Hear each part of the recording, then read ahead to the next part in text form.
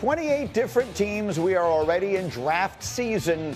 And today is a holiday because the man who invented the draft, Mel Kiper Jr., has released his first mock draft. 1.0 is available as we speak. Mel, welcome. It is a delight to have you with us on Get Up. Let's go through the top 3 picks. Everyone's waiting to see which quarterback goes number 1. Mel, who are the top 3 picks in your mock draft? Going number 1, Tennessee. I'm taking Cam Ward, not because he's my highest rated quarterback. Shedeur Sanders is my QB1 because my friends in the NFL are saying, hey, the live arm, the mobility, the high completion percentage of 3 different programs. Doesn't throw a lot of interceptions, but he's a little careless, a little reckless with the football in terms of ball security at times. He cleaned that up a little this year. Certainly Cam Ward makes sense of that pick number 1 for Tennessee. Then you go to pick number 2. This is where, again, these 2 quarterbacks getting forced up just a bit. Who's the best player in this draft? It's Travis Hunter from Colorado. Be it wide receiver, corner, Cleveland needs a dynamic presence at that wide receiver spot. Sprinkle him in at corner. They go Travis Hunter, best player in the draft, over the quarterback in Shedeur Sanders. Shedeur Sanders would drop down to that 3rd spot. And I think when you look at number 3 and you're the New York Giants, people say, hey, Brian Daboll likes mobile quarterbacks. Well, hey, in Baltimore, they had Joe Flacco and then went to Lamar Jackson, one with them both. Why not Shedeur Sanders? He's surgical in the way he goes about his business. He completes a high percentage of his passes. He's a guy certainly super tough in that pocket, great instincts and awareness as well. To me, Shedeur Sanders, with the ability he has at magic when he throws that football, it would make sense with the New York Giants. He's my 4th. They're my 4th and 5th highest rated players on the board. Taking them in at 1 and taking them in at 3, to me, would be okay.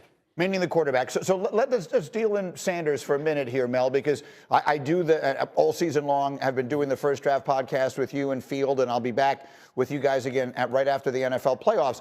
I know that you have Shedeur Sanders as number 1 on your board between the 2 quarterbacks. What is it you think that will result in Ward going ahead of Shedeur? Because that's what I focus on when you do these mocks. Right, I think it's the arm strength, the superior arm strength with Cam Ward. He can make all the throws, all those different arm angles that he throws from. Shedeur's old school. He's traditional pocket passer. I love Shedeur, but I think the arm strength and all those angles and the mobility to beat you with his legs, he can do that. Now, Shedeur can roll right, roll left to make accurate throws, but the ability to run, he had 17. Cam Ward did 17 rushing touchdowns over the last 3 years. Remember, he did it at Incarnate Word, did it at Washington State, did it at Miami. I just think arm strength, mobility, edge, when I talk to my friends in the NFL, may give him a slight edge in terms of where he goes in the draft. I'm going to stick with Shedeur. I love old school, the way Brady did his work all through his career. I think Shedeur does. I'm interested to see, Greeny, one thing, and I almost did it. I'll wait till April to do trades. I almost had the Raiders going up from 6-2 to get Shedeur Sanders ahead of the Giants. So I think Tom Brady will see a little bit of himself in Shedeur. We know they have a relationship. I think Shedeur Sanders with the Raiders, by moving up from 6-2, could be something in the cards possibly. I'm with you. I have a bet with Mel that Shedeur Sanders will wind up going ahead of Travis Hunter. I will owe him an orange crush if I wind up going the way that it is right now in Mel's mock draft. So a lot of people have watched rookie quarterbacks just dominate the league the last couple of years. C.J. Stroud had what might have been the best rookie season ever, and then a year later, Jaden Daniels has what is clearly the best rookie season that any quarterback has ever had. Do you see either of these 2 prospects, Cam Ward or Shedeur Sanders, as able to have that kind of impact that quickly in the NFL? You're asking an awful lot, Greeny. That's very rare. That's historic. I mean, to have what Dan Marino did with 6 games in, to see what Stroud did last year. Jaden's been, and I've said this all along, all year, I say he's the 5th best quarterback in the NFL right now. I said it a long time ago. He was playing at the 5th best quarterback level. Number 1 is Patrick Mahomes. Number 2 is Lamar Jackson. 3 is Josh Allen. 4 is Joe Burrow. And 5 is Jaden Daniels. He's right now the 5th best quarterback in the NFL, and there's 4 grand slams at quarterback. No more, just 4. Now there's 5 with Jaden Daniels. So 5 grand slams, then a slight drop off down to the guys that are trying to get into that group or maybe never will be. But to see this kid play at this level, it's rare. So to expect Ward or Sanders to do it, I think expecting way too much.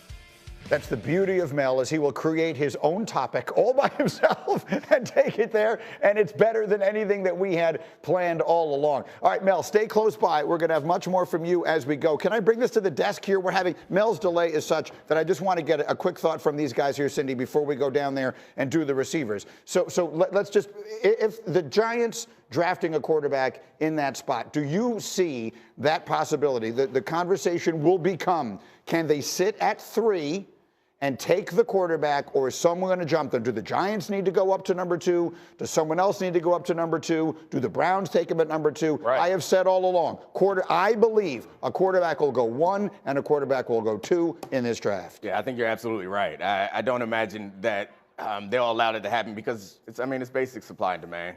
There's a lot of teams that need a quarterback. Right. They are going to be willing to pay, and I think the Browns will be willing to move. Yeah, but why? I mean, if you're the Browns, your quarterback just tore his Achilles again. Why would you get out? You need one too. Like, you better have everybody pay you a king's ransom and figure some other plan out. The 1 in 15's coming back to you. You got to get one. Don't point to me.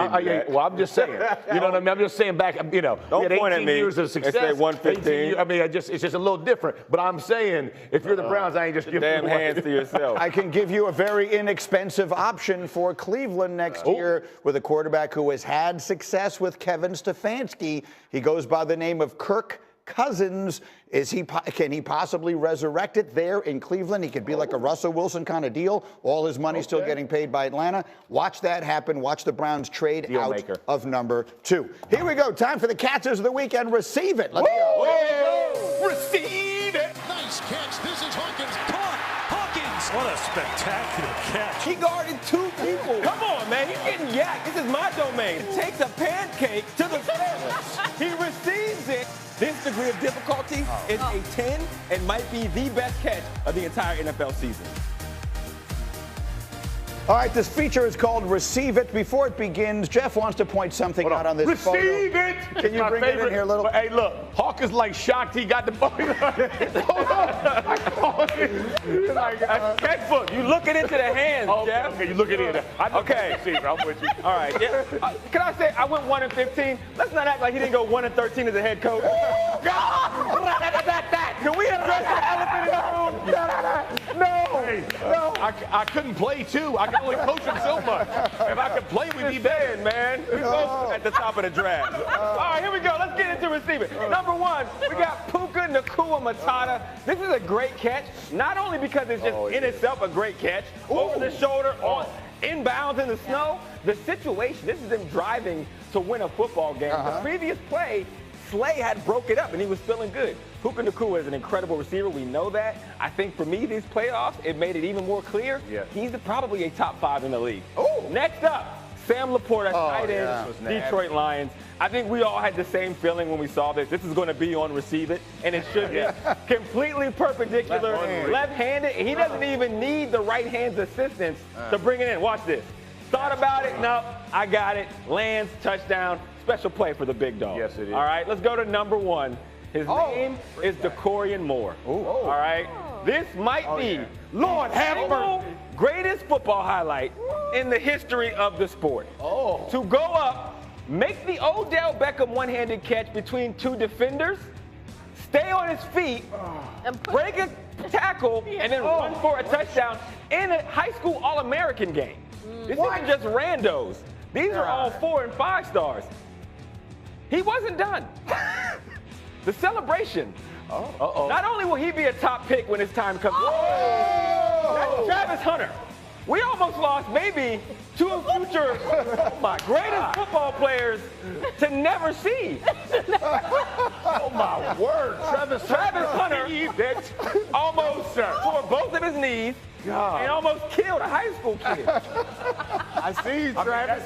You know how you guard a man like that. You don't never have to guard him. You take him out of hospital. Take him out early. That's a great point. He saw the future. Coming up, is Jaden doing it better than anyone? Is Mel right? Does this miracle run make him the best rookie the game has ever seen? We'll answer that question next. Hello, xin chào tất cả các bạn. Mình lại quay lại đây.